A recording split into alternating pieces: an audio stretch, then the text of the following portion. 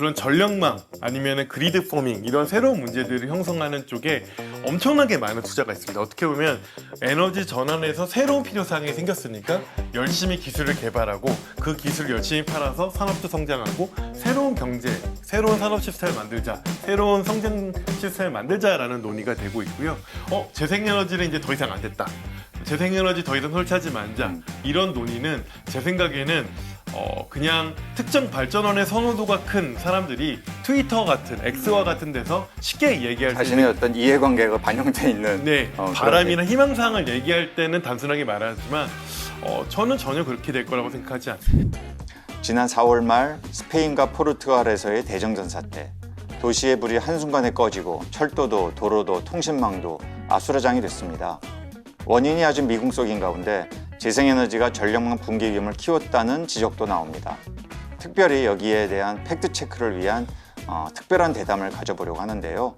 해당 분야 전문가이신 김선교 한국과학기술기획평가원 연구위원과 함께 스페인 대정전 사태의 원인과 함께 우리 한국에 어떤 함의가 있는지도 알아보겠습니다. 박사님 안녕하세요. 네, 안녕하십니까. 보시다시피 평소 기후로운 경제생활과 조금 다른 구성인데요. 이렇게 특별 대담을 하게 된 이유가 있어요. 일각에서 태양광 공급 때문에 이런 대정전이 일어났다. 우리나라도 남일 아니다. 원전이나 화력처럼 안정적인 발전을 해야 한다. 이런 의견도 나오고 있다고요. 박사님도 이런 반응이 이제 당황스러운 나머지 아마 스페인 대정전에 대해서 면밀하게 살펴보고 계시고 뭐 글도 쓰셨다. 이렇게 얘기를 듣게 돼서 모시게 됐습니다. 맞나요? 예.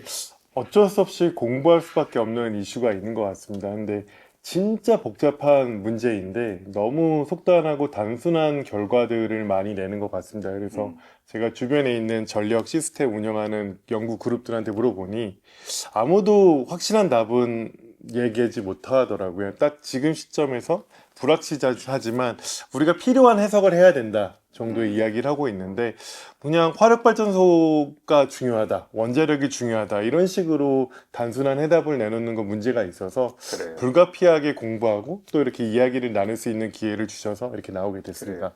그 스페인 현지에서는 지금 아마 대규모 이 원인 조사단이 꾸려진 것 같은데 아직 거기에서 현재 조사 중이고 명확한 이유는 이거다. 여기까지는 안 나온 상황으로 보면 되겠죠? 예, 너무 문제가 복잡하다 보니까 명확하지 않다라는 이야기만 하고 있고요.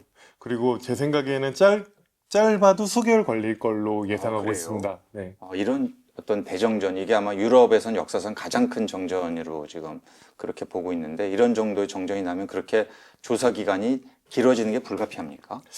일단은 원인 자체가 복합 원인이다 보니까 또 이런 부분에서 나중에 손해배상 문제도 있고 또 이런 부분에서 어떻게 문제를 나중에 해소해야 될지 이런 부분을 따져봐야 되니까 불가피하게 좀 신중한 결론을 내려야 되는 이유가 있는 것 같습니다.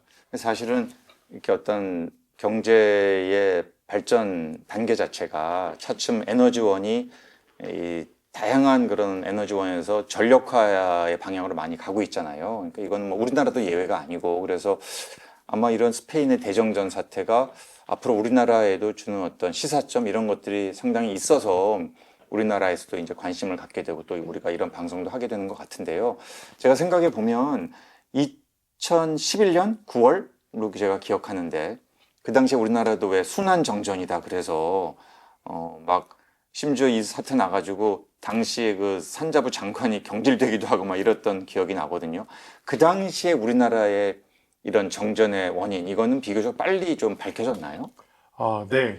그 당시에는 좀 원인이 좀 확실했습니다. 왜냐면 이상 고온 현상이 있었고 준비한 발전기의 출력보다 더 많은 전기 사용량이 폭증하면서 말 그대로 수요가 더 많은 상황이었기 때문에 어떤 순환정전이 일어났다라고 볼 수 있습니다. 그런 거를 우리나라 어떤 전력 거래소도 있고 한전도 있지 않습니까? 이런 데서 야 지금 전기가 얼마큼 공급되고 있어 또 얼마큼 지금 사용되고 있어 이런 거를 밸런스를 맞춰주는 이런 거를 계속 실시간으로 보고 있지 않나요? 근데 이게 도저히 어떤 그런 것들을 컨트롤할 수 없는 상황이 됐나 보죠? 네, 정확합니다. 사실은 어떻게 보면은 전기 시스템 자체는 어떤 거대한 시스템이잖아요. 거대한 시스템은 무결점을 지향하지 않습니다. 뭐 쉽게 말씀드리면 완전할 수는 없거든요. 말 그대로 그 다음날 전기가 얼마만큼 필요할지를 전날 예측을 하고요. 그거에 해당되는 전기를 준비합니다, 미리. 그리고 혹시 발생할 수 있는 문제를 고려한 어느 정도의 백업, 예비력을 좀 준비를 하는데요. 그 당시 상황은 그 예측한 것보다 더 많이 더웠고, 에어컨을 많이 쓰는 냉방 수요가 폭증하면서 갑자기 오후에 예, 그래서 오전 11시, 12시 이렇게 오후에 되니까 뭔가 큰 문제가 생겼다라는 부분을 그렇게 관측을 했고요. 전력 당국이 이걸 예. 관측을 했는데 이제는 막 막기에는 어떻게 할 수 없을 정도로 갑자기 폭등을 했군요. 예, 뭐 지금 발전 자원이 없는데 폭등을 했는데 이제 고민을 하게 되는 거죠. 그 자체도 초유의 사태였는데 지금 이거를 감당을 못하면 대정전으로 가는데 이거를 수요를 자를 것인가? 수요를 자른다는 말은 뭐냐면 그 순환 단전이라고 표현을 하거든요. 네. 단전이라는 거는 공급자 입장에서 이야기겠죠. 전기를 끊겠다. 그래서 근데 특정 지역에만 전기를 끊어버리면 그 지역의 피해가 오랫동안 지속되니까 돌아가면서 전기를 끊고 시간을 벌면서 뭐 공급 자원을 늘리든 아니면 수요를 궁극적으로 어느 정도 안정화될 수 있는 부분을 좀 줄이든 이런 조치를 하겠다라는 거 공언을 했고요. 이제 그 부분에 대해서는 그런 위기 상황에서 적절하게 판단했다라는 의견들이 전문가 그룹에서는 있었습니다. 불가피한 조치다. 불가피한, 그러니까 예. 우리 국토를 이렇게 일부 이렇게 좀 나눠가지고 이번에는 여기를 정전시키고 또 저기를 정전시키고 네. 이런 식으로 대응을 한 거군요. 당시 상황을 생각을 해보면 그때 뉴스에서 저도 기억나는 게 횟집 사장님이 화가 나셔서 전기가 없으면은 말 그대로 수조에 있는 물고기들을 어떻게 보면은 그럼 신선하게 유지가 안 되는 그렇죠. 상황이고 냉장고에 있는 수많은 음식들을 버려야 되는 상황이거든요. 근데 어떻게 보면 그렇게 단전을 먼저 취하지 않았으면은 대정전으로 이어질 수 있는 전국 전체가 다 예. 불이 꺼지는 수가 있었다. 그랬었는데 그런 위험을 감수하고 어쨌든 그런 것들을 전력 당국이라고 하는 전력 거래소에서 적절하게 대처를 한 부분이에요. 근데 사실은 그 부분은 아침부터 신호가 명확했고 뭔가 문제가 있었다라고 하니까 좀 대처할 수 있는 상황이 좀 시간적 여유가 있었다. 알겠습니다. 뭐 10분이든 20분이든 30분이든 이상하다. 그래서 여러 가지 조치들 다 했는데도 그런데도 안 되니까 순환 단전을 한 거였는데 이번에 스페인은 뭐 조금 이따 자세히 설명드리겠지만 그런 고민을 할 수 있는 시간적 여유조차 없었습니다. 갑자기 그냥 암흑이 돼버린 거랑 마찬가지군요. 네, 맞습니다. 그래요. 아마 이제 말씀 주신 대로 여러 각도로 이제 분석을 하고 계신데 지금 이제 좀 총론적으로 어떻게 이 상황을 스페인의 상황을 보고 계신 건지 이 원인을 어떻게 보고 계신 건지 좀 전체적으로 좀 말씀을 좀 해주시죠. 그러니까 기본적으로 제가 말씀드린 것처럼 전력 시스템, 전기를 공급하는 이런 거대한 체계는 완벽함을 유지할 수가 없습니다. 만약에 완벽하다라고 한다면 엄청나게 많은 낭비를 해야지 가능한 겁니다. 뭐 우리가 낭비를 하면 할수록 여유가 있어지겠죠. 그러니까 발전소도 엄청 짓고 엄청 짓고 여유도 준비도 송전선도 막 엄청 깔고 뭐. 네. 근데 그거는 경제적으로 가능한 것이 아니기 때문에 어느 정도 예상하는 수치에서 시스템을 안전하게 운영을 하는데요. 그래서 기본적으로 그거를 이제 조금 이제 전문적인 용어로 하면 N-1 안전 기준이라고 말을 합니다. 그게 뭐냐면 전체 발전기를 N개, 뭐 100개를 돌린다고 하면 그 중에서 가장 큰 발전기 정도의 사고는 고려를 해서 준비를 하자. 이런 부분에 대해서 우리가 대처할 수 있게 만들자라는 기준을 하는데요. 근데 스페인 사고는 동시에 2개에서 3개가 갑자기 사라졌습니다. 근데 그 사라진 이유를 며느리도 모릅니다. 네.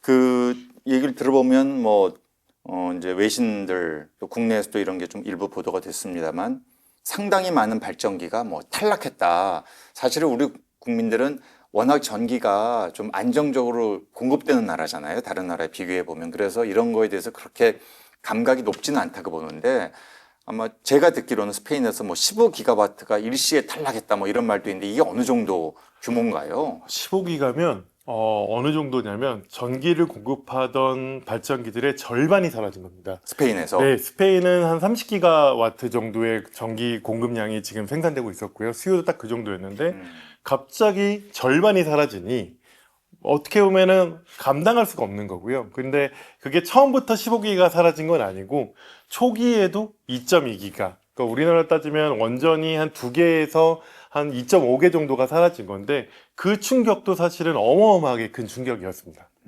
이렇게 그러니까 왜 이게 탈락한 이게 뭔가 그 발전소의 고장인 거냐, 아니면 그걸 발전소에서 전기가 만들어지면 이제 송전선을 통해서 또 변전소를 거쳐서 전기가 이제 흘러가는 건데, 그 흘러가는 과정에서 이게 뭐가 고장이 난 거냐, 뭐 여러 설들이 있잖아요. 그리고 만약에 그렇다면 도대체 이 흘러가는 과정에서 고장이 났다면 그게 원인이 뭐냐, 무슨 뭐 사이버 공격이냐, 또 뭐 대기의 진동 때문에 뭐 이게 안정성이 흔들렸다, 뭐 여러 가지 얘기가 있어요. 좀 전문가시니까 여기에 대한 어떤 현재까지 갖고 계신 정보를 활용해서 좀 네. 설명을 해주시면 도움이 되겠어요. 이게 정말 어려운 문제고요. 그러니까 사실은 왜 어렵냐면 어떤 게 원인이고 결과인지를 지금 완전히 파악을 못하고 있습니다. 그렇군요. 그래서 근데 다만 말씀드렸던 것처럼 어쨌든 스페인 남동부 지역에 있는 그라나다 지역이 있는데 거기에 이제 전기의 어떤 관문이 되는 변전소가 있었고요. 그 변전소에서 뭔가 문제가 있었다라는 부분이 일단은 있습니다. 근데 그게 왜 문제가 있었는지는 잘 모릅니다. 그러니까 변전소라는 건 이제 전압을 이제 올려주거나 내려주거나 하는 하는 거죠. 전기를 멀리 보내기 위해서 생산한 전기를 이제 물려주기는 그런 데인데요. 거기에서 2.2기가와트, 그러니까 어떻게 보면은 우리나라에서 가장 큰 발전기 2개 정도 되는 그 전원이 사라졌는데, 그게 또 태양광이 사라졌는지 아니면은 기존의 화력 발전기, 가스 발전기가 사라졌는지 그 부분도 불명한 상태이고요. 근데 어쨌든 사라졌습니다. 근데 사라졌는데 어떻게 보면 어느 정도 충격이냐면 저 같은 일반인이 타이슨한테 맞은 겁니다.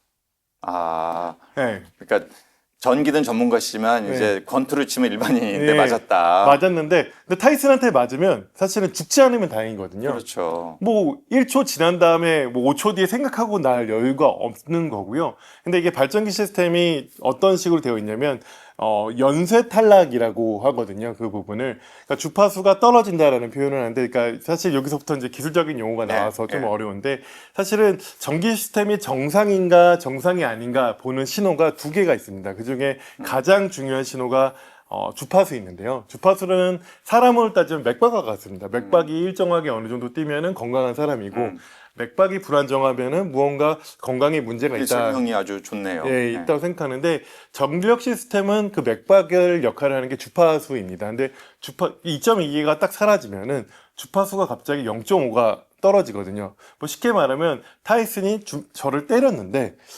제가 정신을 찾을 수가 없습니다. 뭐 그 다음 대응을 할 수가 없거든요. 근데 그렇게 된 상태면 나머지 연결되어 있는 전력 시스템은 다 연결이 되어 있기 때문에 여러 가지 발전 설비들이 이제 뭐 송전선이든 아니면 배전선이든 아니면 변전소든 다 연결이 되어 있는데 이게 어떻게 표현하면 이게 공동 운명체입니다. 그래서 그럼 선으로 연결되어 있는 것처럼 동기 시스템, 이게 돌아가는 시스템은 주파수, 맥박을 다 같이 함께 공유를 하고 있는데, 그게 그러니까 이 어떤 아까 우리가 변전소 얘기를 했잖아요. 거기가 어떤 이유로든 변전소에 고장이 났다.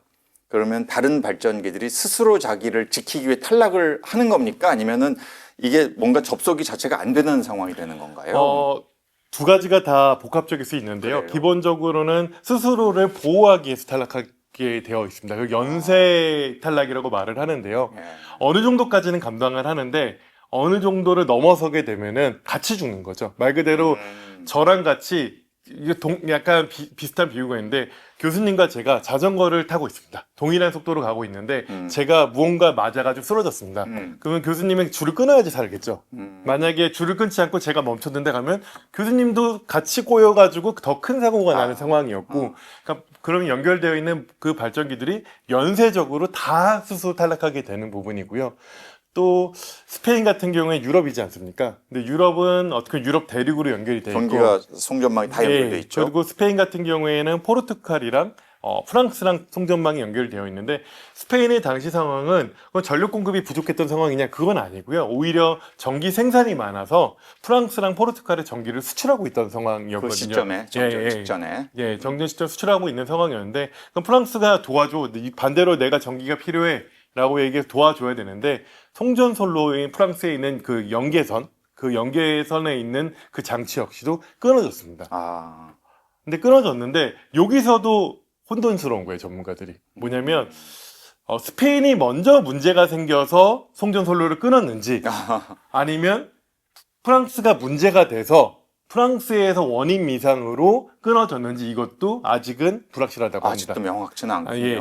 뭐 쉽게 생각하면은 무언가 스페인이 문제가 생기니까 프랑스 플러스 그 유럽 대륙의 문제가 파급 효과가 이렇게 전파되는 걸 막기 위해서 끊어졌다라고 처음에는 바라봤는데요. 좀 더 따져보니까 그게 아닐 수도 있겠다. 아, 그래서 어쨌든 간에 그런 상황이고, 그다음에 포르투갈 같은 경우에 스페인의 전기에 좀 많이 의존하는 시스템이었거든요. 30%가량을 공급받으니 스페인이 갑자기 망가지면 포르투갈은 공동 운명체이기 때문에 그래요. 같이 대정전을 경험하게 된 상황이라고 보시면 될 것 같습니다.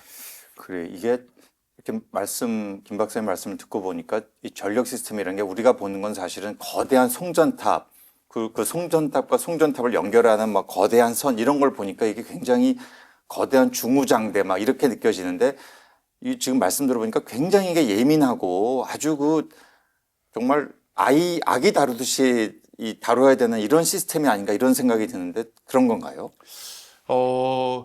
아기 다루듯이 다루시는지는 잘 모르겠지만 말씀하신 대로 바라봐야 되는 건 되게 맞습니다. 그러니까 어떻게 보면은 조금은 맞는 것 같아요. 뭐냐면 어떤 비유냐면 이제 갓난아기가 태어나면 계속 지켜봐야 되지 않습니까? 이게 문제가 언제 생길지 그렇죠. 모르고 아기가 울면 바로 깨워야 되고 새벽에 정말 상시 대기를 해야 되는 것처럼 전력 시스템도 사실은 실시간으로 계속 어떤 상황인지를 바라봐야 됩니다. 그 이유는 궁극적으로 어떻게 보면 대중들, 어떻게 보면 시청자들은 잘 모르겠지만 전기는 항상 생산과 소비가 동시에 일어나야 되기 때문에 소비하는 만큼 정확하게 생산해야 되는 시스템이기 때문에 아하. 항상 지켜봐야 되는 그런 특성이 있습니다.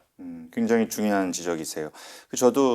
저는 뭐 사실은 이제 경제학자로서 뭐 전력이나 또 에너지에 이제 관심이 있지만 공학자는 아니기 때문에 이번에 저도 굉장히 이걸 들여다보면서 새로운 용어들도 많이 보게 되고 하거든요.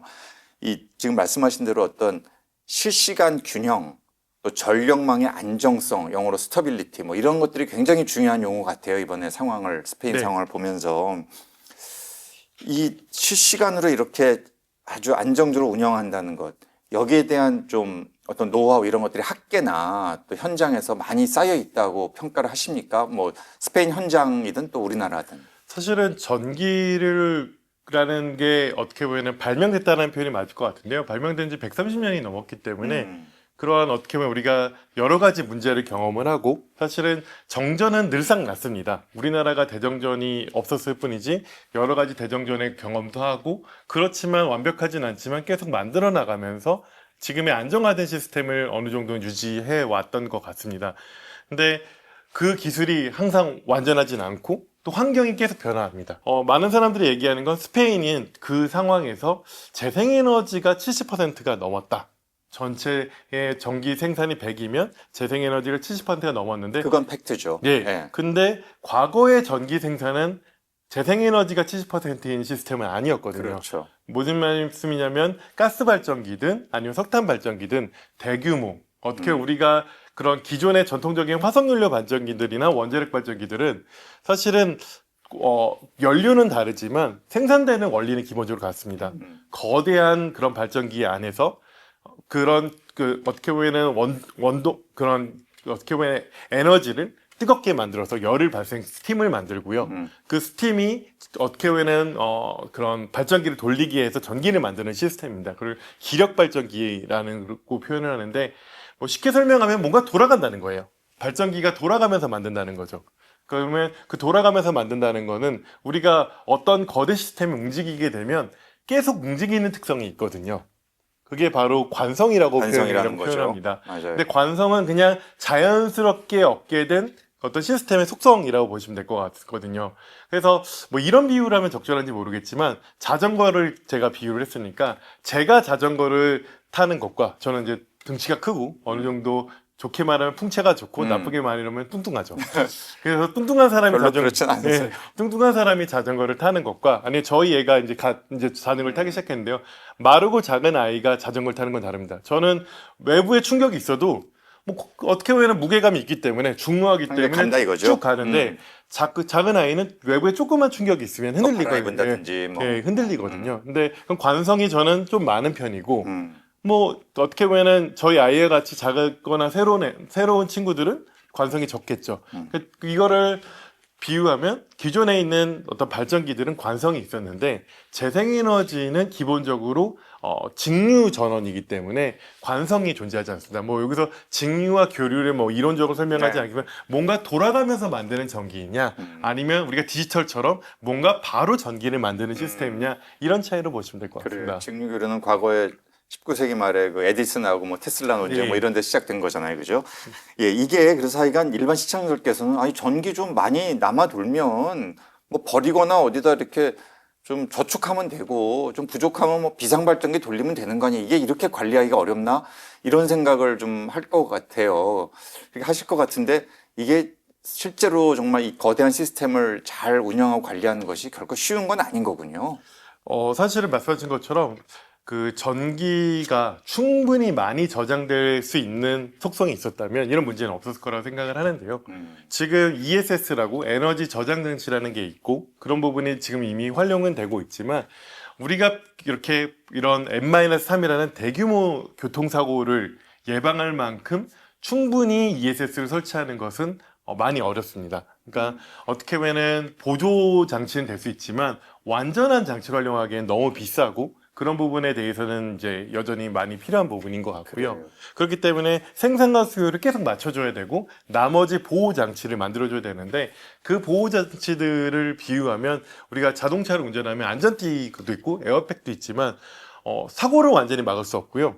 사고가 났을 때 이 사람은 하나도 안 다치게 만들기는 어렵습니다. 그런 거랑 똑같다라고 보시면 될 것 같습니다. 그래서 여러 가지 안전장치를 만들어 놨지만 어느 정도 보호할 수 있지만 스페인의 경우처럼 완전히 보호하기 어려운 사고가 왕왕 생길 수밖에 없다. 이렇게 말씀드릴 수 있을 것 같습니다. 그러니까 저 지금까지 제가 박사님 말씀을 들으면서 이제 생각하게 되는 것은 과거의 그런 거대한 발전기, 그러니까 원전이다, 석탄이다 이런 중심의 어떤 발전 시스템에서 이제 많은 나라들이 이 기후위기 시대에 재생에너지 중심의 발전 시스템으로 바꿔가고 전환되고 있는데 이런 과정에서 기존의 어떤 전력망의 관리와 운영과는 다른 방식의 좀 더 생각을 많이 해야 되고 하드웨어적이나 소프트웨어적으로 고민할 거리가 많이 생기는 이런 도전이 우리에게 주어져 있다. 어떤 그것이 지금 스페인에서 나타난 이 대정전을 통해서 우리가 좀 1차적으로 좀 살펴보고 배워야 될 교훈이 아닌가 이런 생각이 좀 듭니다. 되게 정확하게 지적을 해주셨고요. 사실은 이제 제가 처음에 전기를 생산하는 시스템은 원래 불완전하다 말씀을 드렸고요. 과거에도 정전이 있었고 지금도 정전이 있었는데 어떻게 보면은 정전이라는 거는 항상 가끔씩 일어날 수 있는 사고인데 그 원인이 바뀌었다고 보시면 될 것 같습니다. 그러니까 과거에 생겼던 원인과 지금 생긴 원인이 다르기 때문에 새로운 방식으로 우리가 그 운영을 어떻게 할 것인가, 준비를 어떻게 할 것인가라는 그 부분이 교훈일 것 같고요. 그리고 어떻게 보면은 전력 시스템이 변화하는 그 과정의 그 흐름은 어떻게 보면 자연스럽고 더 가속화되고 어떻게 보편화되는 그 과정 속에 있기 때문에 이런 부분을 어떻게 하면 최소화시킬 수 있을까? 새로운 운영 방법에 대해서 우리가 논의해보자라는 이야기들이 나오고 있고요. 그래요. 그 말씀 하시니까 제가 좀 비교를 이런 질문도 드려보고 싶은데 스페인이 평균적으로 한 56% 정도 재생에너지 발전 비중, 독일은 이제 60% 넘어섰다 이런 이제 어떤 통계가 있고 덴마크는 뭐 세계에서도 가장 재생에너지 비중이 높은 나라 아닙니까? 거의 90%를 달성한 나라고 포르투갈 또 오스트리아 이런 나라가 다 높은 나라잖아요. 이런 나라에서는 아직까지 이런 대정전은 발생하지 이제 않았다는 거죠. 약간 이런 국가 간의 어떤 망 운영이나 이런 쪽의 노하우의 차이 뭐 이런 것도 좀 있는 겁니까? 일부는 맞고 네. 일부는 또 다른 식의 설명이 필요할 것 같은데요. 일단 첫 번째는 스페인이 어떻게 보면 초기에 또 변전소 문제가 컸다라고 하는데 그 원인 미상이라고 제가 일단 조심스럽게 말씀드렸는데 사실은 초기에 2.2기가 정도가 날아가는 사고가 나면 그 어디도 안전할 수는 없습니다. 저녁에. 예, 그러니까 이거는 뭐 원자력이 아무리 많든 그 정도 큰 사고가 나면 정말 살아남기가 어렵다. 그러니까 그 부분은 전력 시스템은 언제나 불안전하기 때문에 있는 그런 부분도 있고요. 그렇지만 그래도 이 정도의 사고까지 안 가고 우리나라가 경험했던 그런 순환 정전 네. 그 정도로 막을 수 있는 가능성이 독일이나 아니면 덴마크나 이런 나라들은 준비가 조금 더 잘 돼 있다라고 말씀드리는 게 나을 것 같습니다. 그거는 그쪽에서 동일한 규모의 사고가 나면 막을 수도 있고 못 막을 수도 있다라는 말씀을 드리는데 그 부분은 아무래도 이쪽은 스페인보다는 제가 타이슨을 맞았다는 표현을 했는데 헤드기어를 쓴 정도는 된다. 근데 헤드기어를 썼다고 해서 타이슨의 주먹이 약한 건 아니다. 약한 건 아니기 때문에 살아남을 수도 있고 어. 안 살아남을 수도 있다라는 표현을 쓰는 게 좀 적절할 것 같습니다. 그거는 모르겠습니다. 이제 박사님이 독일이나 이런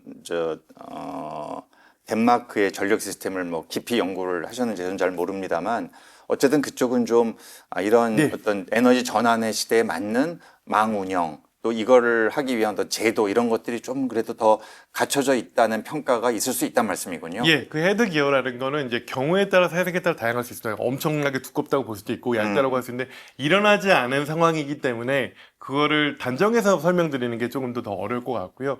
근데 말씀드렸던 것처럼 어떻게 보면 재생에너지가 많아지면 관성이 줄어드니까 뭔가 불안정해지는 거 아니냐라는 표현을 하는데 그래서 요즘은 관성을 만드는 시스템이 있습니다. 그래서 그거를 영어로는 전력망에 필요한 것들을 형성한다라고 해서 그리드 포밍이라는 표현을 하는데요.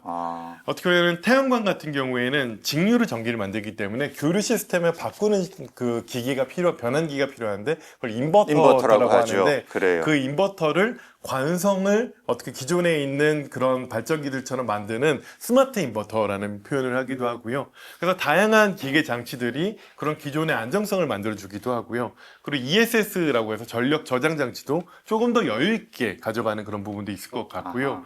그리고 시장 기준에서 제가 표현을 하면 사실은 이 사고가 5초 만에 일어나는 일이기 때문에 대응할 수가 없다라고 하는데 스페인 같은 경우에는 15초에서 20초면은 대응할 수 있었다라는 일부 이야기도 있습니다. 자체적으로 네. 조금만 더 길어서 네, 이걸 그러니까 이게 1초, 2초가 너무나 중요하군요. 대정전으로 갈 거냐 아니면 그 정도의 피해는 좀 막을 수 있는 거냐. 그래서 다른 국가에서는 일부 국가에서는 150ms에 반응하는 예비 자원들을 기준화시킨다라는 얘기도 있거든요. 1~2세컨이요? 예, 그러니까 어떻게 보면 0.15초 안에 뭔가를 대응하는 기준들을 높인다는 거죠. 그러니까 어떻게 보면은 새로운 시대에 맞는 새로운 자원을 하고 그 자원을 어떻게 보면 돌아가게 만들 수 있는 시장 제도 시스템을 만들어 놨기 때문에 말 그대로 헤드기어가 두껍기 때문에 아마 사고가 안 일어났을 거다라고 보시는 분들도 있고요. 그럼에도 불구하고 이 불확실한 사고가 너무 컸기 때문에 안전하지 않을 수도 있다라는 표현을 하지만 근데 어쨌든 간에 그런 부분에서 우리는 교훈은 명확합니다. 우리도 새로운 시스템에 맞는 준비를 해야 되는 것은 그렇군요. 명확하다라는 말씀드릴 수 있습니다. 결국 박사님 말씀을 요약을 좀 해보자면 일각에서 스페인의 대정전은 이거 태양광이 너무 많아서 이런 거다. 또 원전이나 화력처럼 안정적인 발전기가 원래 그게 좋은 거다 훨씬 이제 이런 식의 어떤 의견에 대해서는 그렇게 동의하지는 않는다 이런 말씀을 이제 하시는 거네요. 그렇게 단순화시키면은 여러분께 설명을 단순하게 할 수 있기 때문에 저는 되게 행복할 것 같습니다. 근데 세상 일이 쉽지 않은 것처럼 역시 마찬가지일 것 같고요. 사실은 제가 말씀드린 대로 스페인 같은 경우에는 재생에너지 많았지만 원자력도 한 10% 있었던 상황인 것 같고요. 그렇죠. 게다가 전기가 남아가지고 넘쳐서 포르투갈에도 주고 프랑스에도 프랑스에도 주는 주는 상황이었습니다. 그런데 오히려 이런 문제가 저는 건 거죠. 그러니까 어떤 상황에서든 정전이 날 수 있는 그런 부분이 있기 때문에 그 부분에서 우리가 어떻게 스페인이 대처했는가 이런 부분에서 얘기를 하는 게 조금 더 정확하지 사고가 재생에너지 때문일까? 절대로 그렇지는 않습니다. 이런 식의 좀 단순화된 어떤 구도, 시각 이런 것들은 좀 지양해야 되겠다 이런 생각으로. 우리가 그걸 바라볼 수 있을 것 같습니다. 스페인 이후에 유럽은 재생에너지의 전환을 늦추거나 줄일 것이냐? 저는 절대로 그렇게 되지는 않을 거라고 그래요. 생각을 하거든요. 그리고 많은 분들은 모르시겠지만 그런 전력망 아니면은 그리드 포밍 이런 새로운 문제들을 형성하는 쪽에 엄청나게 많은 투자가 있습니다. 어떻게 보면 에너지 전환에서 새로운 필요사항이 생겼으니까 열심히 기술을 개발하고 그 기술을 열심히 팔아서 산업도 성장하고 새로운 경제, 새로운 산업 시스템을 만들자, 새로운 성장 시스템을 만들자라는 논의가 되고 있고요. 어떻게 보면 이 부분이 특정 지역의 문제가 아니라 글로벌 모든 전 세계가 발생할 수 있는 문제이기 때문에 이것을 막는 기술 쪽에서 새로운 기회가 열리고 있다라고 바라보는 부분이 정확하지 재생에너지는 이제 더 이상 안 됐다. 재생에너지 더 이상 설치하지 말자. 이런 논의는 제 생각에는 그냥 특정 발전원의 선호도가 큰 사람들이 트위터 같은 X와 같은 데서 쉽게 얘기할 수 자신의 있는 어떤 이해관계가 반영돼 있는 네, 그런 바람이나 희망사항을 얘기할 때는 단순하게 말하지만 저는 전혀 그렇게 될 거라고 생각하지 않습니다. 그러니까 사실은 제가 그 박사 논문을 썼던 시점이 우리나라에 정전이 났던 시점이랑 똑같거든요. 그래요? 그러니까 어떻게 보면은 9.15 정전이 났는데 사실은 스페인보다는 큰 사고는 아니었지만 당시에 관심 있는 사람들 아니면은 그런 피해를 입었던 분들한테는 되게 큰 사고였습니다. 충격이죠. 그래서 사고반이 정부에서 만들어졌고요. 저희 지도 교수님이 사고반에 있었기 때문에 저 역시 실무연구원으로 그런 문제를 같이 분석할 기회가 있었습니다. 그래서 그러면 실시간으로 전력 시스템을 안전하게 아니면 효율적으로 운전하는 그 방법은 무엇이 있을까라는 그런 부분에 대한 얘기가 있었는데 근데 사실은 제가 2011년이라 말씀드리면은 한 15년 전이잖아요. 네. 15년 전만 해도 지금이랑은 좀 상황이 달랐습니다. 그때는 재생에너지가 지금처럼 한국의 경우에도 그렇게 더 없었잖아요. 지금도 그렇게 많은 건 아니지만.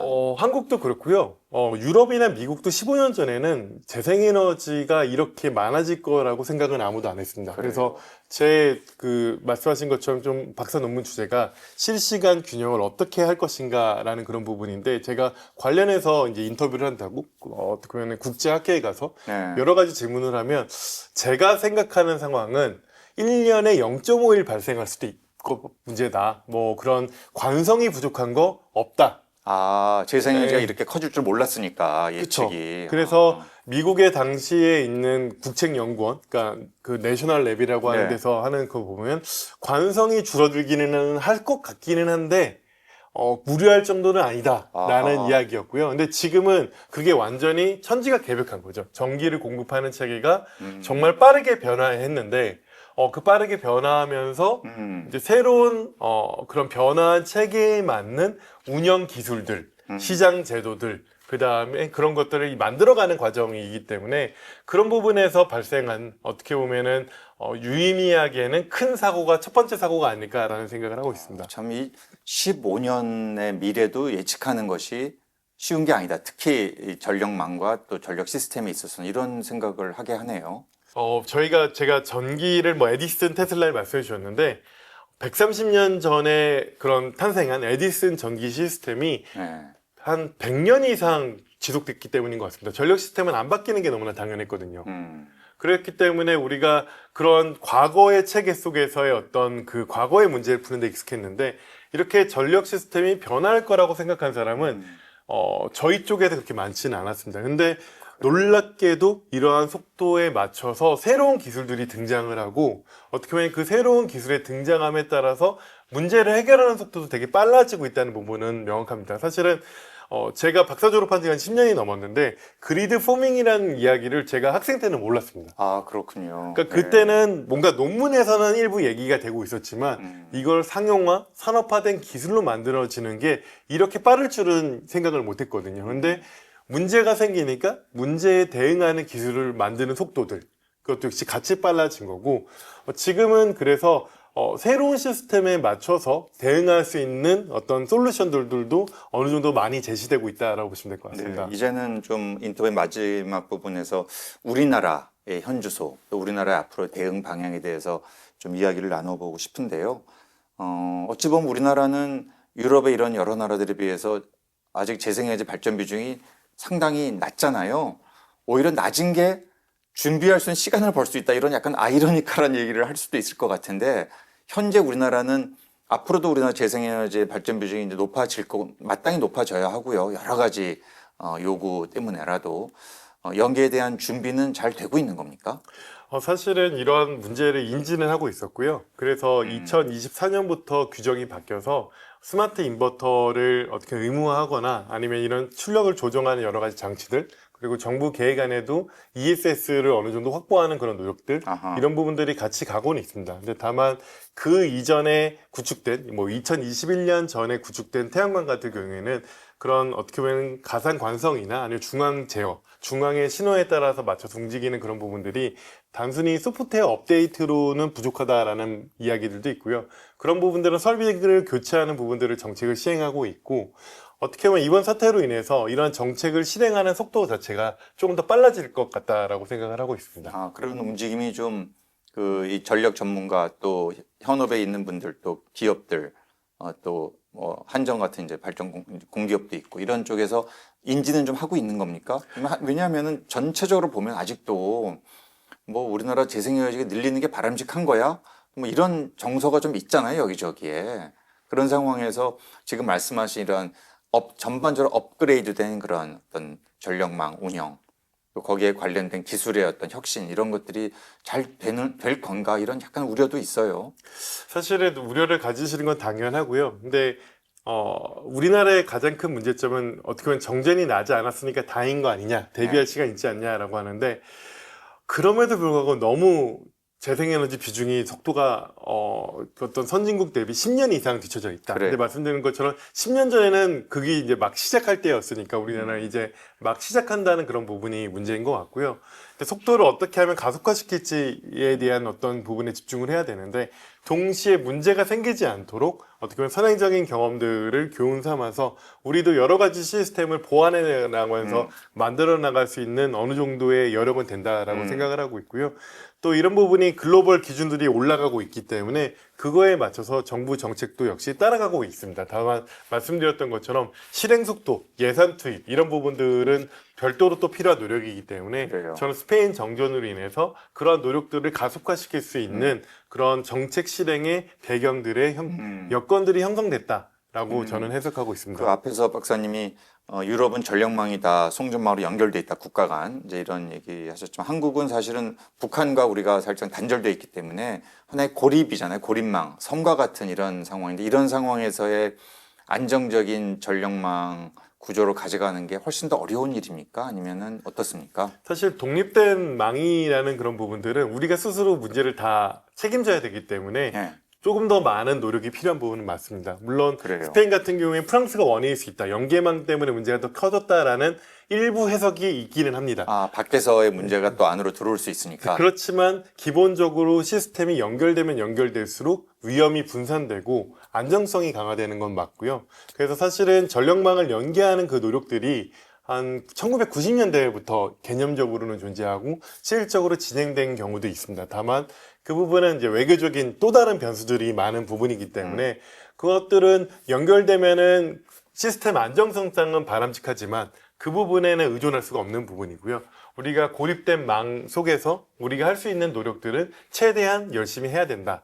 이런 부분에 어떤 도전 과제가 생겼고 새로운 숙제가 생겼다. 이렇게 보면 될 것 같습니다. 말씀하신 게 이른바 동북아 슈퍼그리드 뭐 이런 거 아니겠어요, 그렇죠? 네, 동북아 슈퍼 그리드인데요. 사실은 뭐 이제 전기를 하신 분들이 꿈꾸는 세상은 에너지 때문에 외교까지 평화로운 그런 외교에 긍정적인 영향을 미칠 수 있지 않겠냐. 어쨌든 전기는 써야 되니까. 뭐 이런 이야기를 하시는 분들도 계시긴 하지만 동북아 슈퍼그리드가 90년대에 있었기도 했고요. 그 다음에 일본의 그런 후쿠시마 원전 사고 이후에 그런 소프트뱅크 손정희 회장이 이런 동북아 연계를 한중일 슈퍼그리드라는 개념으로 좀 발전시켜가지고 또 그런 부분이 실질적으로 진행된 바 있습니다. 근데 그 부분이 실질적으로 전력망을 딱 연결했다. 라는 것까지는 아직은 이어지지 않고요. 약간 검토 안에서, 뭐 예비 타당성 평가 안에서 약간은 위에 있는 개념이다라고 보시면 될 것 같습니다. 네. 예, 말씀을 이제 듣고 보니까 이 전력망이 하나의 공학적인 문제를 이제 넘어서 경제와 또 정책, 외교 안보가 다 얽힌 복합 시스템이다. 이제 이런 생각이 들고요. 이 스페인 대정전으로 인해서 우리가 얻은 이런 얻어야 할 교훈 이것이 이제 굉장히 중요하다. 정말 나중에 가서 후회하면 절대 안 되겠다. 또 우리나라가 얼마나 이 뭐 휴대폰을 포함해서 전기에 대한 의존도가 정말 전 세대에 걸쳐서 어마어마하잖아요. 이런 상황에서 좀 박사님께서 마지막으로 이런 것부터 먼저 좀 시급하게 앞으로의 이 에너지 전환 시대에 안정적인 전력 수급 또 전력망의 안정성을 위해서 우리가 해야 되겠다. 한두 가지 과제만 좀 말씀을 해주시죠. 네, 되게 중요한 질문을 해주셨는데요. 사실 스페인 정전을 바라보면서 이런 문제들의 가능성은 점점 더 커질 수밖에 없습니다. 왜냐하면 전기의 비중은 높아질 수밖에 없거든요. 우리가 에너지 전환이라는 것은 생각해 보면은 우리가 화석 연료를 줄이는 데 있고요. 화석연료를 효과적으로 줄이는 방법은 전기를 깨끗하게 만드는 부분이기 때문에 전기로 세상을 움직이게 바꿔야 되는 그런 부분들이 있습니다. 그러면 새로운 시대에 맞는 어떻게 보면 새로운 접근 방법이 필요하고요. 그 접근 방법에서는 우리가 어떻게 보면은 재생에너지의 속도를 지연시키기보다는 재생에너지 속도를 더 빠르게 할 수 있는 어떻게 보면 보조적인 수단들을 어떻게 빠르게 확보할 것이냐. 그리고 그런 부분들이 시장에서 어떻게 보면 정부의 정책적인 노력 플러스 어떤 참여자들이 스스로 할 수 있는 시장 여건을 조성하는 그런 노력들이 되게 많이 필요합니다. 제가 얼마 전에 번역을 했는데요. 그 번역한 책이 사실은 제가 2권이 있습니다. 첫 번째가 지금 제가 이야기를 가장 많이 한 전력망 이야기를 하는 그리드라는 책을 하나 했는데요. 사실 에너지 전환 시대에서는 전기로 바꾼다면 어떤 것들이 필요할까? 전기로 바꿀 수 있는 부분이 있지 않을까라는 생각이 있는데 제가 부끄럽지만 잠깐 소개했으면 모든 것을 제가 들고 있을게요. 네, 그런 모든 것을 전기하라는 말씀을 드리는데요. 사실 우리가 전기라는 부분들이 사실은 생산자의 영역이었는데 이제 모두의 영역으로 바뀌게 되는 것 같습니다. 그래서 정전이라는 거는 생산이 끊기는 그런 부분인데 우리가 소비자로서의 전기에 대한 어떤 생각들을 계속 바꿔나가고 우리의 어떤 참여를 높이는 그런 부분들을 계속해서 고민하면 좋지 않을까라는 생각을 하고 제가 말씀드릴 수 있는 부분은 다 말씀드린 것 같습니다. 그게 이른바 이 재생에너지 시대에는 전기 소비자가 곧 생산자다 이런 얘기가 있잖아요. 그죠? 프로스모 얘기도 있고. 네, 좋은 말씀이세요. 자, 네, 우리의 생활과 뗄래야 뗄 수 없는 필수제인 전기 이야기 오늘 알아봤습니다. 긴 시간 심도 있는 말씀 나눠봤습니다. 지금까지 김선교 한국과학기술기획평가원 연구위원과 이야기 나눴습니다. 박사님 고맙습니다. 감사합니다.